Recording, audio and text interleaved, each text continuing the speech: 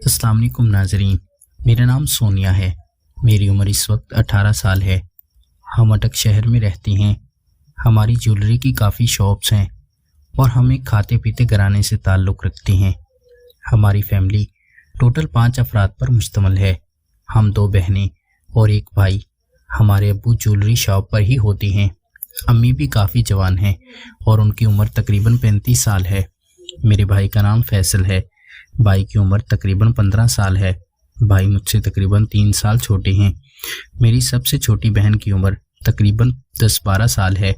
वो अभी तक पूरी जवान नहीं हुई, मगर मैं अभी अपनी उम्र से काफ़ी जवान दिखती हूँ, क्योंकि हम एक खाते पीते घराने से ताल्लुक़ रखते हैं और हम अच्छी खुराक खाते हैं, जिसकी वजह से मैं काफ़ी जवान नज़र आती हूँ।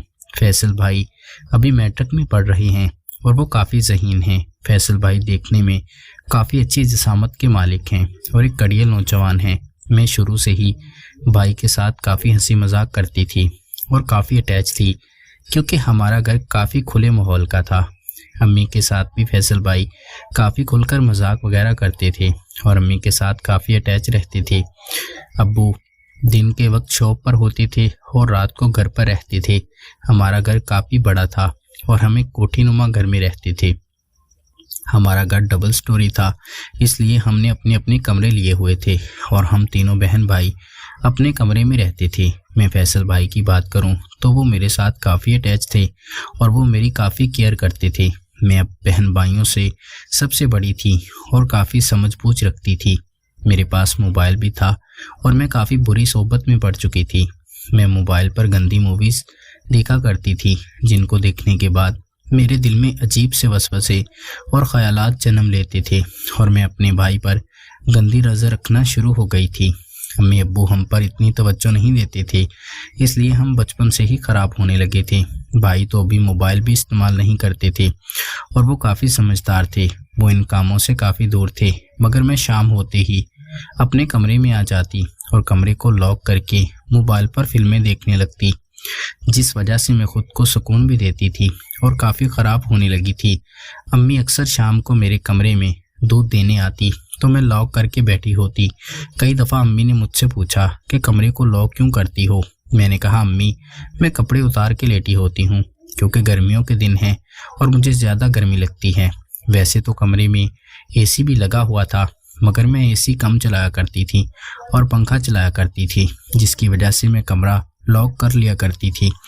अम्मी ने अब मेरे ऊपर कड़ी नज़र रखना शुरू कर दी थी और वो भाई की ड्यूटी भी लगा चुकी थी। भाई फैसल भी अब अक्सर मेरे कमरे में आया करते थे और मुझ पर नज़र रखना शुरू हो गई थी। मैं तो जैसे ही मौके की तलाश में थी और भाई फैसल के करीब आना चाहती थी। भाई फैसल भी अब मुझ में दिलचस्पी लेने लगे थे।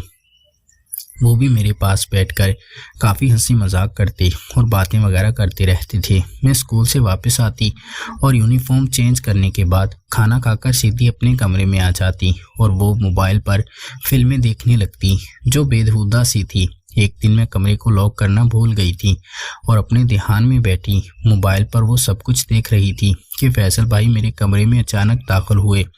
मुझे किसी चीज़ की भी खबर नहीं हुई थी। मैं फैसल भाई को देखते ही चौंक उठी थी और मोबाइल बंद करना भूल गई थी। मैंने जब मोबाइल को बंद करना चाहा तो मेरे हाथ में गिर गया और जल्दी जल्दी में वो फिल्म चल रही थी, जिसमें एक जवान लड़का लड़की आपस में मोहब्बत कर रहे थे।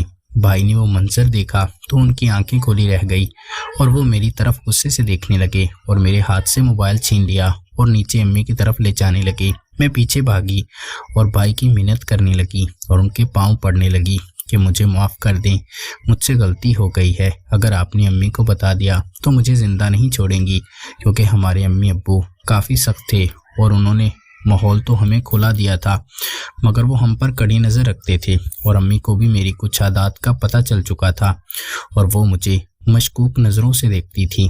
अब भाई मोबाइल लेकर नीचे भाग रहे थे और मैं उनके पाँव पड़ गई और उनको कहा, मुझे माफ़ कर दें। अगर आपने अब्बू अम्मी को बताया तो मेरी शामत आ जाएगी। भाई रुक गए थे और मुझे मोबाइल थमा दिया था, मगर पीछे ही मेरे कमरे में आ गए थे। फैसल भाई मेरे बेड पर बैठ गए और मुझे थप्पड़ मारा और कहने लगे, ये क्या गंदे कामों में पड़ गई हो। अगर दोबारा ये काम करता हुआ देख लिया तो तेरी जान निकाल लूँगा और आज ही अब्बू को कहकर तुम्हारा मोबाइल वापस लेती हैं। मैं भाई की मिन्नत करने लगी कि आइंदा मैं ऐसा कुछ भी नहीं करूँगी। भाई मेरी बात मान गए थे और मैं उनसे कहने लगी थी कि भाई अगर आप मेरी ख्वाहिश को पूरा कर दो तो मैं ये काम नहीं करूँगी। भाई कुछ सोचने लगे और उसके बाद मेरी बात मान गए थे और मेरे करीब आने लगे थे। भाई ने मुझे अपने साथ लगा लिया और मेरे साथ करने लगे थे। फैसल भाई मुझे अच्छी तरह से मुत्तमिन कर चुके थे और वो मुझे सुकून दे चुके थे जो एक मर्द औरत को देता है।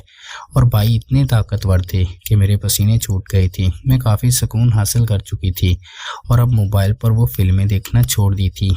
भाई फैसल ने मुझसे वादा किया था कि मैं हफ्ते में 1-2 दफ़ा तुमसे वो काम किया करूँगा और तुम्हारी ख्वाहिश को पूरा कर दिया करूँगा। मुझे फैसल भाई के साथ करके काफ़ी सुकून मिला था और मैं उनकी आदी हो चुकी थी। अब मैं बुरे फिल्मों से दूर होना शुरू हो गई और भाई के ख्वाब देखने लगी थी।